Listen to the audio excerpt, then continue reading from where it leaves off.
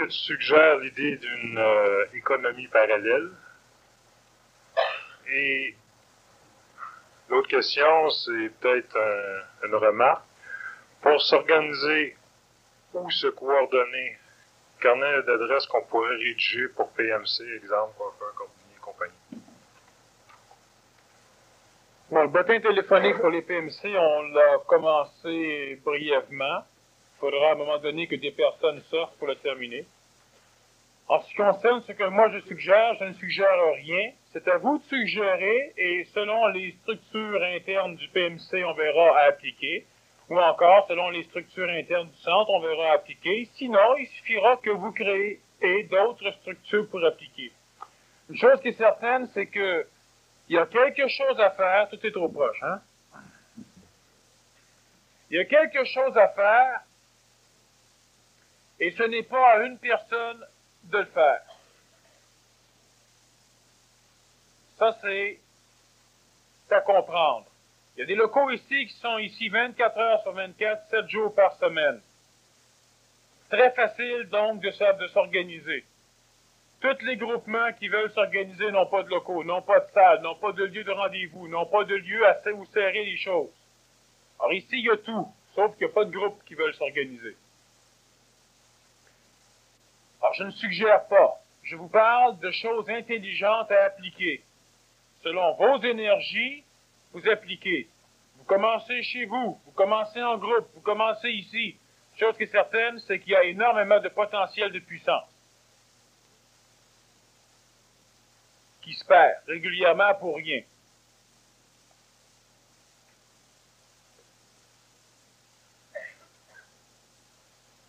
Pourrais-tu définir s'il y a une différence, s'il y a une différence, les deux mots, entre la puissance et le pouvoir? Oui. La puissance donne le pouvoir. Alors, je crois que c'est suffisamment défini. Ça t'embête un peu, mais... Enfin.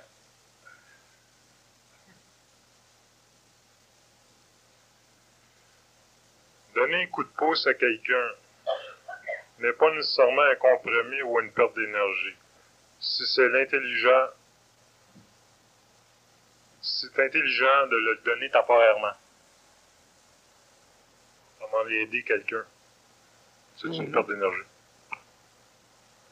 Non, aider quelqu'un, ce n'est pas une perte d'énergie. Comme aider quelqu'un peut être une perte d'énergie, ça n'a rien à voir. Mais si vous devez vous transformer pour quelqu'un d'autre, vous ne vous aidez pas. Si vous devez vous transformer pour être plus efficace, vous vous aidez. S'il s'adonne que la transformation vous rend plus efficace et qu'en plus elle aide l'autre, tant mieux. Mais si la transformation vous rend plus efficace et qu'elle n'aide pas un autre, vous devez la faire. Et si une transformation ne vous rend pas plus efficace et ne vous rend pas moins efficace, pas de problème, faites ce que vous voulez. Mais à l'instant même où elle vous diminue en efficacité, danger. L'ego peut facilement entrevoir le fait que la transformation ne le diminue pas. Exactement comme le gars qui commence avec un emploi. Et un jour, il trouve qu'il pourrait peut-être en faire 2 emplois, ça va l'aider. Ça ne le diminuera pas en efficacité. Au bout de 6 mois, il vit plus, il dort plus, il est toujours rendu malade. Tout l'argent qu'il a ramassé, il a perdu en congé de maladie non rémunéré. Il n'avait pas vu clair. Il y a un danger. C'est à vous, ce n'est pas à moi de vous dire si vous devez aider ou ne pas aider. Mais dans un couple, aider, ça se fait. Parce que la relation humaine est une relation d'aide, d'échange. Mais aider sans que ça rapporte, ça ne se fait pas. Dans l'antique religion, on disait qu'il fallait aider sans que ça nous rapporte. Parce que ceux qui aidaient sans que ça leur rapporte, allaient au ciel. Et là, ça leur rapportait. Donc, ils aidaient pour que ça leur rapporte. Ils aidaient pour être sauvés. On a toujours aidé pour que ça nous rapporte. On donne ou on perd. Il est préférable de donner que de perdre. Perdre, c'est un don inconscient de choses qu'on ne veut pas nécessairement donner. Et donner, c'est un don conscient. Vous venez me voir, vous avez besoin de 50 $. Je sais que je ne peux pas vous les prêter parce que vous ne serez pas en possibilité financière de les rembourser. Dois-je vous les prêter ou non? Non. Je peux par contre vous les donner. Et je peux ne pas vous les donner. Mais je ne dois pas signer de contrat avec vous comme quoi je vous les prête. Parce que là, je vais devoir vous courir après, vous traiter de voleur, malgré qu'au fin fond du début, je savais que vous ne pourriez pas me les rembourser. Alors, je les donne, parce que ça ne me nuit pas. 50 $ ou 500 $ si j'ai quelques milliers à la banque, ou 500 $ si j'ai un travail stable et que je n'ai pas besoin des 500 $. Dans l'immédiat, je peux vous les donner. Je peux peut-être vous dire je vous les prête, et dans ma tête me dire je vous les donne. Mais je dois m'arranger pour enligner mes énergies. Vous ne pourrez pas me les rembourser, je le sais. C'est sur le bord de la faillite et c'est pas 500 $ qui va vous sauver. Vous venez me voir en essayant de me convaincre qu'avec les 500 $ vous allez vous en sortir, et dans 6 mois, vous allez me les rembourser. Si je suis sûr que non, je n'ai pas à vous éduquer. J'ai à dire oui ou non, mais je ne peux pas vous les prêter. Alors là, je peux dire, tiens, je te les donne. La personne ne peut pas les accepter, parfait, tiens, je te les prête. Tu me les remettras quand tu pourras. Mais dans ma tête, il faut que je les ai donnés, il faut que je les oublie. Parce que là, je n'aurais pas aidé. Ça va faire comme le couple. Il aide l'autre. Jusqu'au jour où il a tellement l'impression que l'autre du doigt qu'il crie la chicane. Si vous voulez aider un ami, arrangez-vous pour qu'il vous redoive, vous remettre ce qu'il vous doit s'il peut vous le remettre, ou arrangez-vous pour qu'il n'ait pas à vous le remettre s'il ne peut pas vous le remettre. Et vous conserverez un ami. C'est la même chose dans le couple. Je te fais la cuisine en échange de quelque chose. Si l'autre ne veut rien échanger, si ça te plaît de lui faire à cuisiner, fais-le. Mais donne-lui. Prête-y pas. Aider la personne avec qui l'on vit, ça se fait. À la condition qu'on ne lui nuit pas. Et l'homme fait beaucoup plus de mal en voulant aider qu'il fait de bien. C'est important de bien comprendre le mécanisme. J'expliquais que au Pérou, une nuit, on marchait les yeux presque bandés, les yeux fermés, dans la noirceur totale, aucune lampe de poche, dans un sentier noir. Et à un moment donné, j'ai mis le pied dans un trou. Je n'ai pas touché le fond du trou parce que j'ai eu le temps de réagir suffisamment rapidement pour ne pas me faire mal. J'ai continué. Il y en avait 5 qui me suivaient en arrière, relativement loin. Et je leur ai pas dit qu'il y avait un trou. J'ai écouté en avançant pour voir si l'autre en arrière de moi tomberait dans le trou. Je l'ai entendu tomber dans le trou. Il n'a pas crié. Il n'a rien dit. S'il s'est fait mal, il ne s'était pas fait suffisamment mal pour nécessiter mon intervention. J'ai continué et j'ai écouté. Et celui qui est tombé après moi n'a rien dit lui non plus. Il n'a pas averti le 4e qui suivait qu'il y avait un trou. Et ainsi de suite. On s'est aidé. On s'est aidé comme rarement l'homme arrive à s'aider. Parce que moi, j'ai appris en mettant le pied dans le trou que le trou existait. Et j'ai appris à détecter les trous. Les trous suivants, je ne suis pas tombé dedans. Mais j'ai laissé le privilège à celui qui me suivait de détecter, d'apprendre lui aussi à détecter les trous. Il est tombé dedans, comme moi.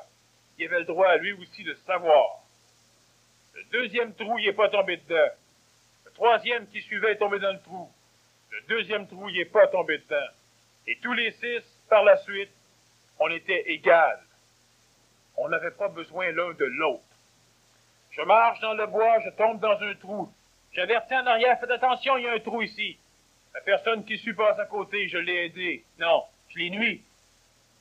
Je l'ai rendu animal. Je le rends dépendant de moi. Je l'assujettis à ma puissance. Je suis le seul qui a le droit d'apprendre, parce que je l'interdis aux autres.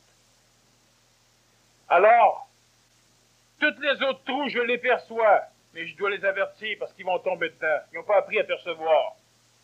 La journée où moi je ne sors pas ou que les autres sortent, les accidents arrivent, parce qu'ils ont besoin de moi. Le couple, c'est la même chose. Aider doit être fait d'une façon éducative. Ça ne peut pas être fait d'une façon émotive. Pauvre chou. Non. T'as mal à la tête, tu sais que tu manges comme un cochon, tu manges trop. T'as mal à la tête, démerde. Quand tu feras attention à ce que tu manges, tu auras mal à la tête pareil, moi t'aider. Dans mes enfants, ça arrivait souvent qu'il y en a qui étaient malades. Disons des verrues, par exemple. Problème intestinal. Verrues au niveau des mains. Après avoir bien fait comprendre, je lui guéris ses verrues. Il n'y en a plus. À un moment donné, ça recommence. Non, je ne le guéris pas. Tu sais pourquoi. Change, ils vont partir. Il changeait, ça partait. Je l'aimais assez que j'étais prêt à lui donner le privilège de s'en sortir. Et non pas de faire en sorte que moi, je l'en sorte. Dans le couple, dans l'éducation des enfants, c'est le même mécanisme. Il faut être suffisamment dans son énergie intelligente pour arriver à intégrer la différenciation entre l'aide réelle et l'aide émotif. Vous sentez-vous obligé d'aider? N'aidez pas. Faites-vous une erreur, elle est moins grave. Voyez-vous l'intelligence d'aider? Aider. L'intelligence veut dire la réaction conséquentielle sur vous et sur l'autre.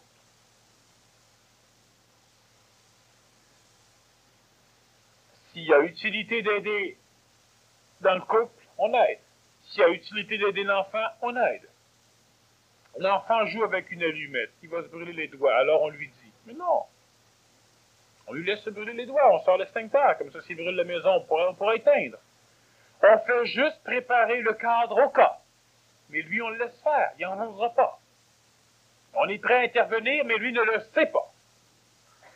Il va apprendre, il va se brûler un doigt. S'il se brûle convenablement, on va le soigner un mois ou deux. Il fera attention la prochaine fois. Et ce n'est pas d'être violent. Ce n'est pas d'être violent. C'est d'être correct. Vous êtes déjà brûlé qu'une allumette? Pas énormément. Alors l'enfant non plus, pas énormément. Mais on lui interdit toujours d'apprendre. Et on interdit toujours à l'autre d'apprendre. La meilleure aide que l'on peut amener à un être humain, c'est de lui permettre d'apprendre. C'est de lui permettre de s'en sortir. Ce n'est pas de le sauver. Habituellement, laisser faire. En observant au cas où est beaucoup mieux que de s'impliquer immédiatement en donnant l'impression inconsciente à l'ego qu'il est un imbécile. Et en lui, autant les possibilités d'apprendre. Tout au long de la vie, on instruit et on se fait instruire qu'on ne peut pas apprendre. Et c'est pourquoi l'un des axiomes du PMC est que l'homme doit apprendre qu'il peut apprendre. Quand on fait le séminaire, tout le monde est d'accord. Savez-vous c'est quoi? Apprendre que l'on peut apprendre, c'est aussi apprendre que les autres peuvent apprendre. Ça va de soi. Ça va pas de soi. Je savais dans la jungle que les 5 qui me suivaient pouvaient apprendre.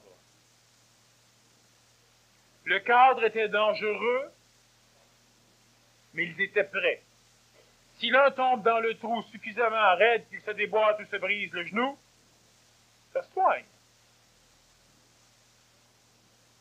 Il aura appris.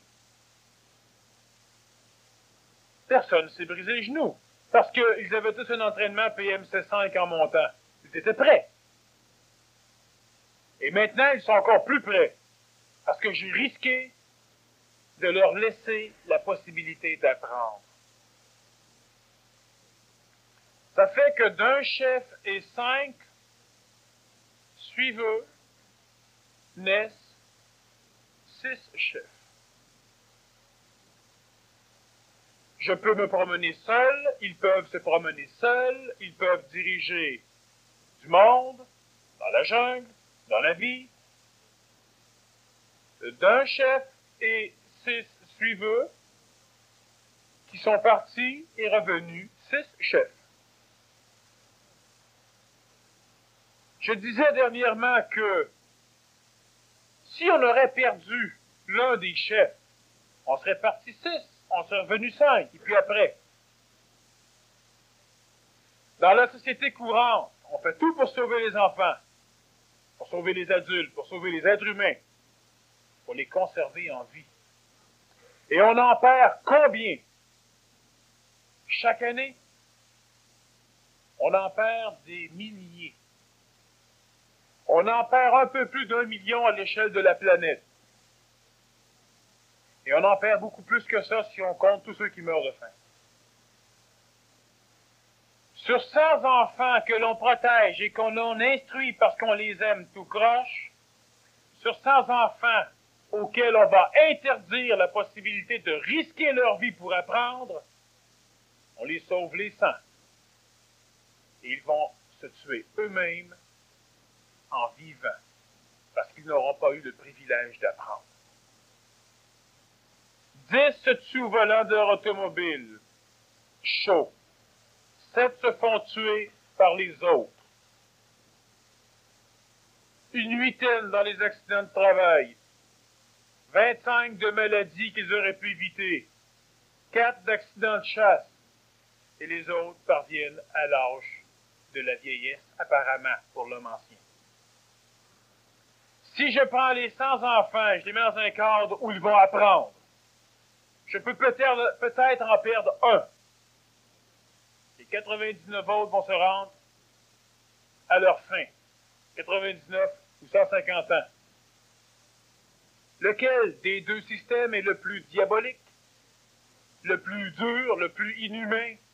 Celui où dans l'apparence émotive on protège pour leur permettre de se tuer sans se sentir coupable, ou celui où dans la réalité on s'organise pour qu'ils puissent vivre? Il y a bien des choses qui vont changer au niveau des sociétés nouvelles, vous allez voir.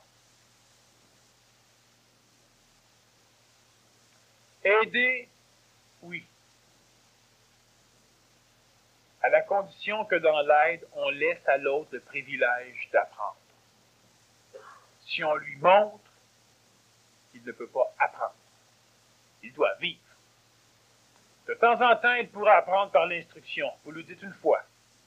C'est pas compris, poussez pas plus loin. Il n'y a pas l'énergie pour comprendre. Laissez-le faire. Aider, oui. Il faut faire attention. Quand une personne veut s'en sortir et qu'elle a besoin souvent d'un coup de pouce, pas de problème. Mais quand une personne ne veut pas s'en sortir, même si elle dit qu'elle veut, si dans l'apparence et dans l'agissement elle ne veut pas, c'est une perte de temps. Et si la personne veut s'en sortir et qu'elle a la difficulté monstre à s'en sortir, il y a intelligence à l'aider. Mais il faudra organiser l'aide de façon à ce que ça fonctionne. Pas l'organiser de façon à lui donner l'impression qu'on l'aide. Il va falloir que ça fonctionne.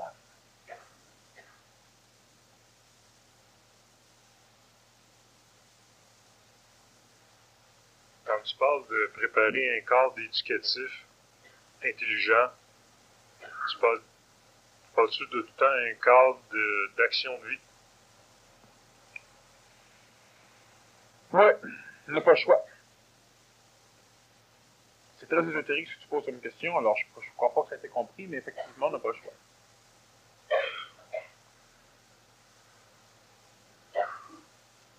Si l'amour ne choisit pas, comment exclure le parasite intelligemment? On revient au système micro-sociétaire avec tes deux sortes de parasites.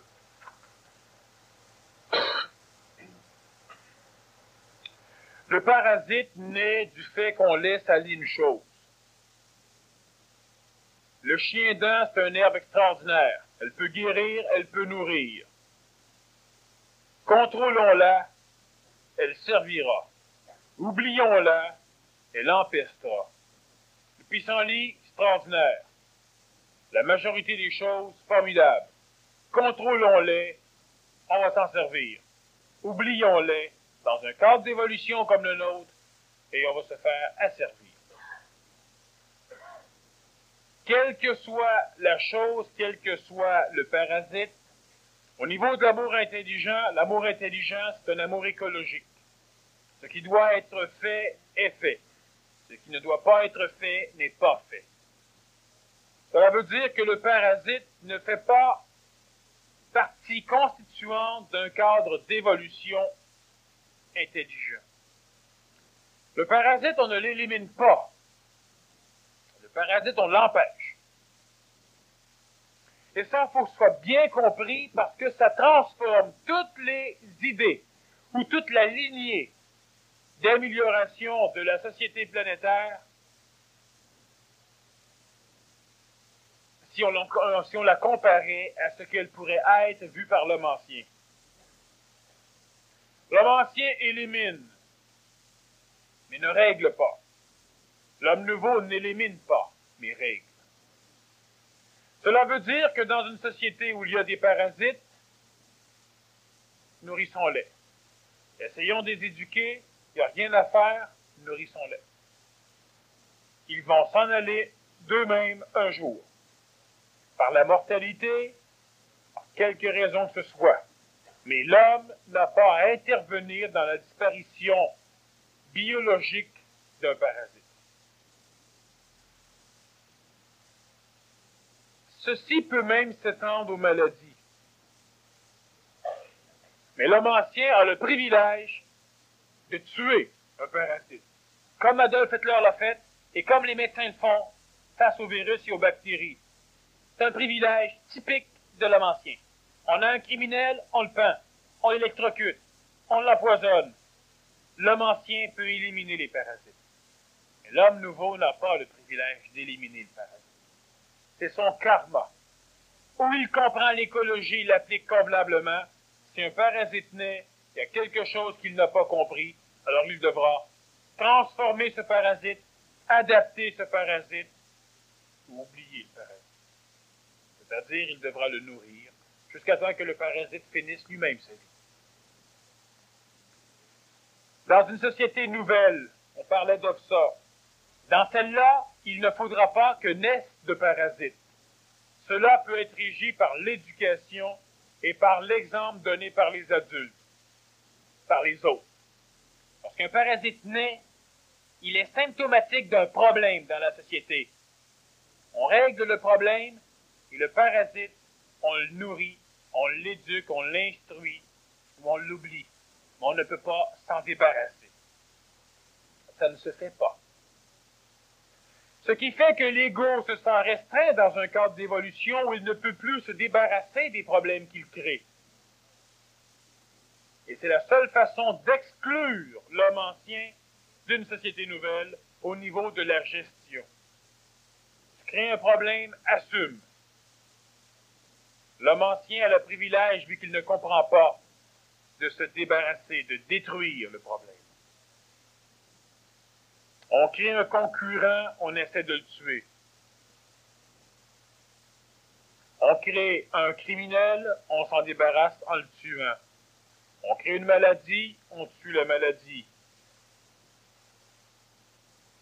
On importe ici des chenilles qui vont bouffer nos épinettes, on tue les chenilles, on tue les épinettes. L'homme nouveau ne peut pas se débarrasser d'un parasite, il devra l'intégrer. il devra le transformer ou il devra s'en occuper. Il devra le nourrir. Il devra accepter que celui-ci vienne têter son énergie, s'il ne peut faire autrement. Prenons la société actuelle. Que faisons-nous avec tous les parasites sociaux, que ce soit les alcooliques, que ce soit les clochards, que ce soit la majorité des assistés sociaux, que ce soit une grande partie des chômeurs, que ce soit les voleurs, les criminels, les violeurs, les assassins. Ce sont des parasites. Je parle de clochard. Je parle de celui qui ne sait même pas qu'il est clochard. Je parle de l'alcoolique. Je parle de celui qui ne sait même pas qu'il est alcoolique. L'alcoolique que je parle, c'est le clochard. Je ne parle pas de la personne qui travaille, qui boit trop. Elle a un problème, elle n'est pas nécessairement un parasite. Les assistants sociaux, certains n'ont pas le choix. Et c'est donc intelligent qu'on ait un système qui s'occupe de ceux qui n'ont pas le choix. Ils ne sont pas parasitaires. Parce qu'ils travaillent dans la société, même s'ils n'ont pas un emploi, par exemple. Mais on en a un bon paquet qui sont parasitaires sur l'aide sociale. Les chômeurs, génial le chômage. On en a un bon paquet qui sont parasitaires. Que faire avec ceux-là? Les éliminer? On ne peut pas. Pas parce qu'humainement on ne peut pas, parce qu'on ne réglerait pas le problème. Et ces parasites nous instruisent toujours du danger du problème. Donc, intelligence de les conserver. Mais on essaie de les instruire. On essaie de réparer à travers ces parasites le problème. Et tout ce qui ne peut pas être réparable, tant pis. On continue à les nourrir et on oublie. Un jour, ils disparaîtront d'eux-mêmes. L'homme nouveau, la femme nouvelle n'a pas à tuer, elle ne peut pas tuer. Donc, transformer radicalement une société, c'est infaisable. Parce que c'est infaisable. Radicalement, l'homme ancien se dit c'est infaisable tout court. Vous savez qu'il fut un temps où on marchait entre les maisons à pied. Et lorsqu'Henry Ford a inventé l'automobile, il a transformé l'humanité. Parce qu'aujourd'hui, on peut se rendre juste avec notre automobile jusque chez nous. La maison est conçue pour recevoir l'automobile. Les coins de rue sont conçus pour faire rouler l'automobile et réparer l'automobile. On a des rues, le piéton est maintenant reculé sur un petit trottoir, tandis que le véhicule à 4 roues se promène en maître partout dans les rues. Les rues sont illuminées, non pas pour les piétons, pour les automobiles. Tout est fait en fonction de l'automobile dans nos sociétés. Avant Henry Ford, non. On avait les carrioles, mais ce n'était pas pareil. On n'avait pas de garage en carriole, on n'avait pas de station d'essence, on n'allait pas chercher la bonne entre les coins de rue avec les carrioles. On n'avait pas autant de garages, on n'avait pas de possibilité de liaison d'une ville à l'autre, on n'avait rien. L'automobile, elle a transformé la société de A à Z. On a des autoroutes maintenant, 3 ou 4 voies de large qui parcourent nos villes. Je donne un exemple de Montréal. On a des autoroutes encore plus larges que ça qui parcourent d'autres villes. Tout est fait en fonction de l'automobile. Parce qu'on ne peut pas changer la société radicalement, on s'interdit carrément de la changer et on laisse souvent aux parasites le rôle de changer la société. Lorsque la société de nos cultivateurs est conçue avec un malade, un blessé et 23 cultivateurs, 22 dont un gestionnaire, ça fonctionne. Tout le monde pense pouvoir améliorer leur sort et changer. Lorsqu'on a 7 parasites, lorsqu'on a 12 parasites, lorsqu'on a 15 parasites, 9 cultivateurs, un gestionnaire, les cultivateurs se disent on ne peut pas rien changer. Alors ils ne changent plus. Qui va changer? Les parasites. Les cultivateurs ont encore la puissance et le pouvoir. Ils ont surtout l'intelligence de se servir de l'énergie dense. Dense en pouvoir d'expression matérielle, subtile de par son expression énergétique. Et c'est l'énergie mentale. Ils ont le pouvoir d'être capables de réfléchir dans leur conscience l'intelligence. Donc, ils peuvent changer. Ils peuvent changer la société. Ils peuvent l'améliorer.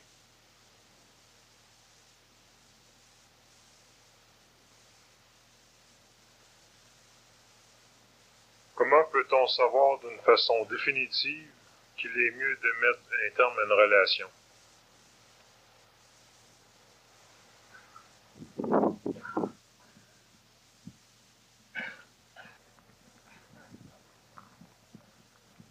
Il y a du fil à retordre.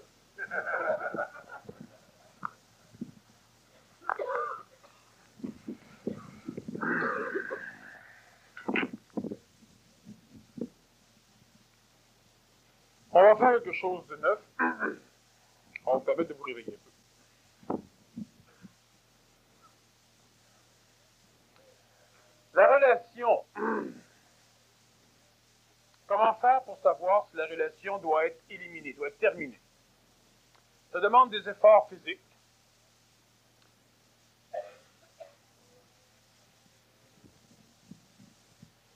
Ça demande du risque.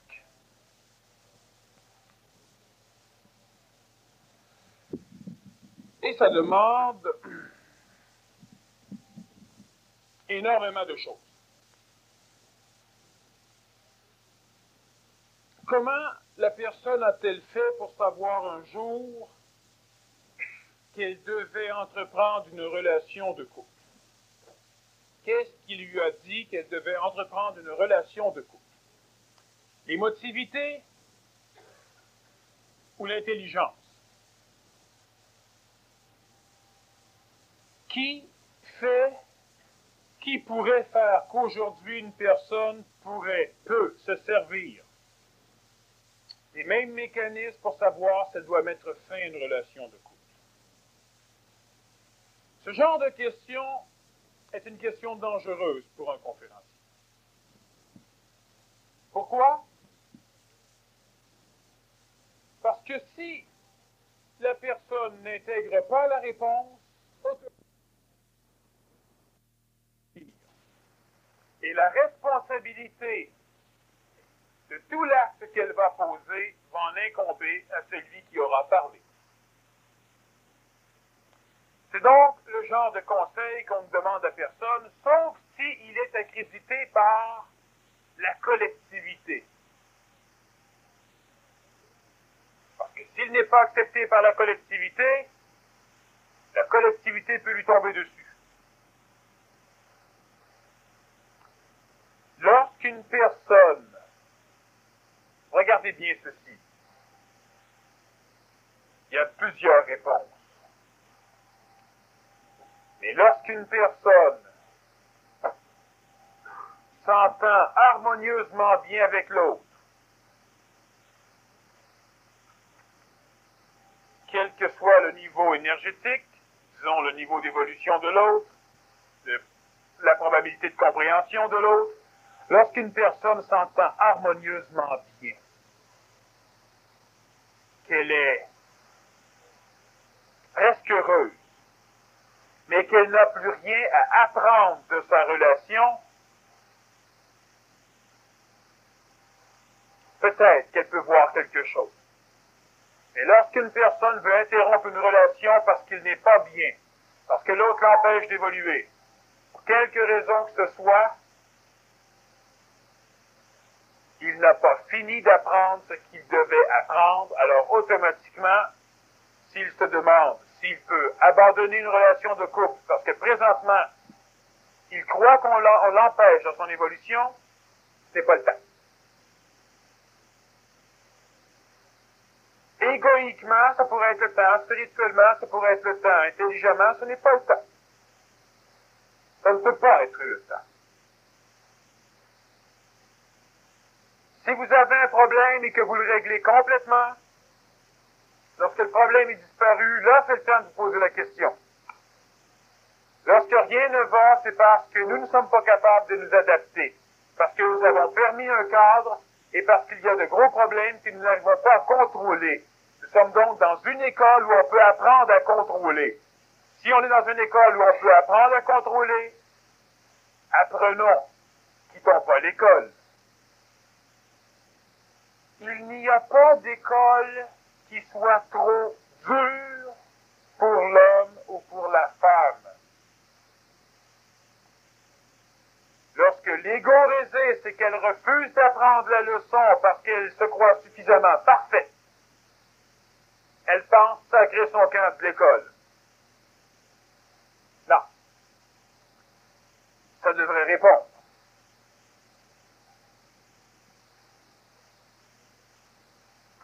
Je vis actuellement des moments très difficiles. Tout semble s'écrouler. Est-ce que cela peut être dû à une mauvaise intégration des énergies?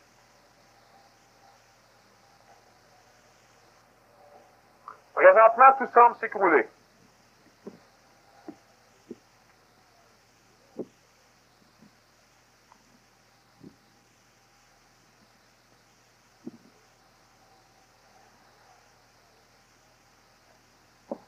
Il faut bien comprendre que PMC ou pas, 1986 va obliger la majorité d'entre les humains du Québec à changer des choses. Comment l'homme va-t-il faire? Seul? Pour arriver à transformer la société, l'homme n'est pas seul.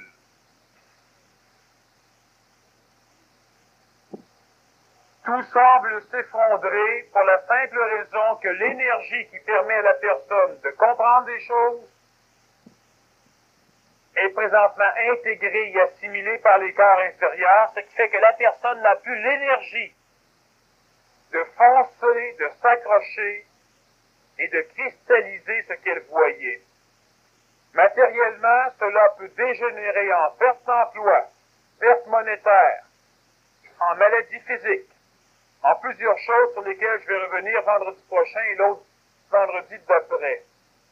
Une chose qu'il faut bien comprendre, ce n'est pas parce qu'une personne fait le PMC qu'elle va passer par ses stages et par ses mécanismes.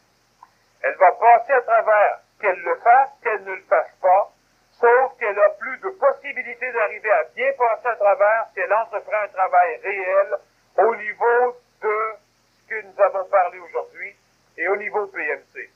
Certaines personnes peuvent dire, oui, depuis que je fais le PMC, ça va mal. Depuis que tu fais le PMC, depuis combien de mois 1986 approchait? Parce que tous ceux qui ont commencé le PMC il y a 1 an, 3 quarts, n'ont pas eu ces problèmes et ils les ont eux aussi présentement. Ce n'est pas inhérent au PMC, c'est inhérent à l'évolution de la conscientisation au Québec. Si vous voulez régler ces problèmes pour l'instant, déménagez, changez de province. Sinon, l'homme, la femme et même l'enfant devra passer à travers une intégration, un processus d'intégration qui entraînera des maladies ésotériques ou des maladies de conscientisation et des pertes d'énergie, amenant celui-ci à une fatigue énorme et à un épuisement, ce qui va entraîner autour de lui dans sa matière énormément de décadence. Sauf s'il est capable de se prendre en main et de s'organiser. La seule méthode pour arriver à traverser convenablement ces mécanismes, c'est l'organisation. Seul, en famille ou en groupe, mais c'est l'organisation.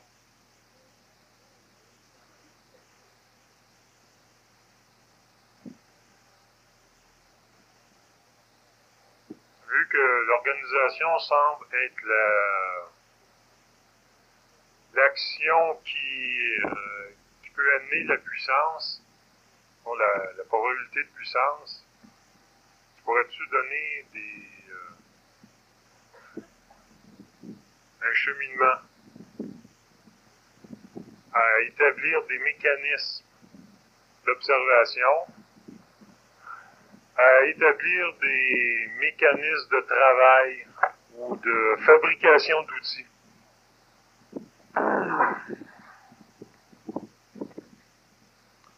Les mécanismes de travail ou de fabrication d'outils pour arriver à se coordonner, à s'organiser, à se gérer. Les mécanismes de travail sont grandioses. Les mécanismes pour arriver à s'auto-gérer. Il y en a plusieurs, étant donné que cela fonctionne par étapes. C'est-à-dire que l'homme doit commencer par un dégrossissage.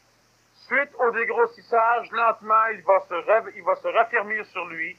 Il va être capable de voir un peu plus là où il est, dans quel cadre il est placé, et au fur et à mesure de sa prise de conscience de sa désorganisation, il va être capable de la restructurer en organisation. Les mécanismes complets pour permettre aux êtres humains de s'orchestrer en organisation ne peuvent pas être donnés en conférence. C'est un travail qui demande plusieurs heures pour arriver à intégrer d'une façon immédiate et efficace les phénomènes de l'organisation au niveau d'une conscience évolutive. Il est bien évident que si je vous parle de ceci aujourd'hui, ce n'est pas pour vous laisser choir après. Alors, à un moment donné, on s'arrangera pour se rencontrer de façon à pouvoir étudier les mécanismes de l'autogestion. De quelle façon c'est possible, et on ne fera pas ça à la fin de 86, on va faire ça au début, étant donné que c'est en 86 surtout que la majorité d'entre les humains du Québec vont pouvoir vérifier cela. Il faudra s'arranger pour amener les bases d'une façon compréhensive et applicable pour que chacun puisse réellement, à partir de l'instant même où il va avoir ses bases, arriver à changer sa vie, à changer l'expression d'efficacité au niveau de sa vie. La majorité d'entre les PMC, vous avez les bases, mais elles ne sont pas organisées. C'est-à-dire que vous ne les avez pas organisées. Le rôle du programme Maître Contrôleur n'est pas nécessairement d'organiser pour vous les bases, étant donné que chaque organisation doit être inhérente aux personnes qui vont les vivre. Ce sont des bases. Des bases pour un travail beaucoup plus fondamental que le travail sur la matière. Mais l'une des bases les plus importantes est ce travail sur la matière.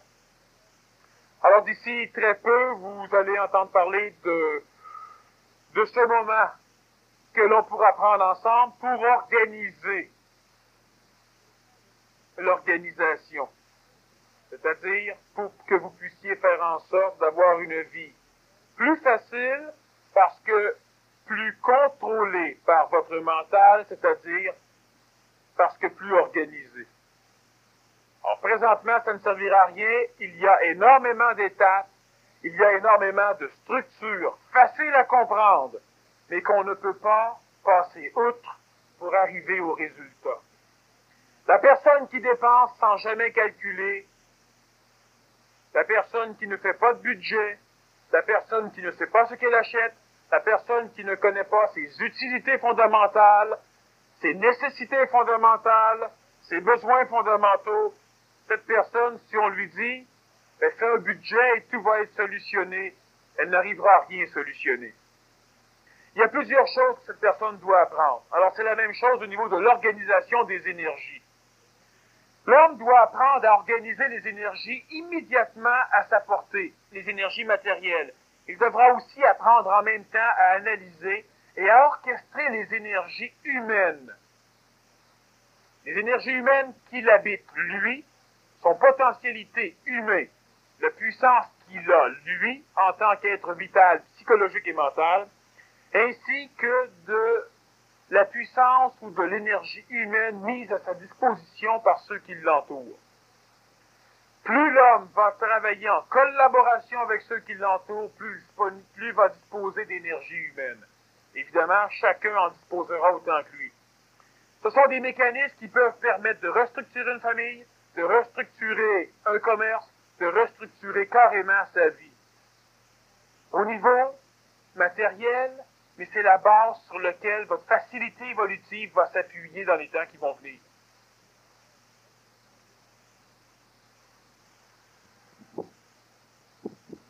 Pourrais-tu faire une synthèse sur la puissance individuelle et la puissance donnée ou la puissance du groupe?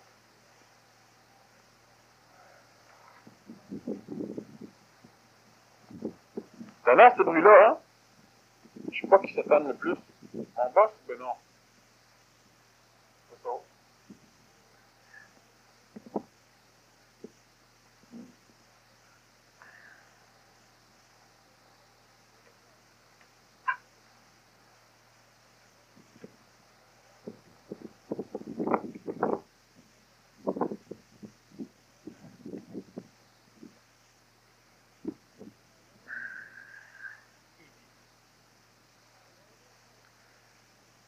puissance individuelle comparée à la puissance, disons, familiale, comparée à la puissance d'un groupe, ça fait quoi comme différence? La puissance individuelle, elle va apparaître, premièrement, dans ces faits-ci. Avez-vous un emploi stable qui vous plaît? Parce que si ça ne vous plaît pas, il y a un manque quelque part. Avez-vous un loyer convenable qui vous plaît ou une maison qui vous plaît? Puissance personnelle.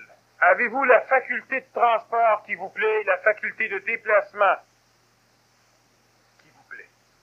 On dit souvent que le voyagement, le véhicule automobile représente la liberté. C'est faux.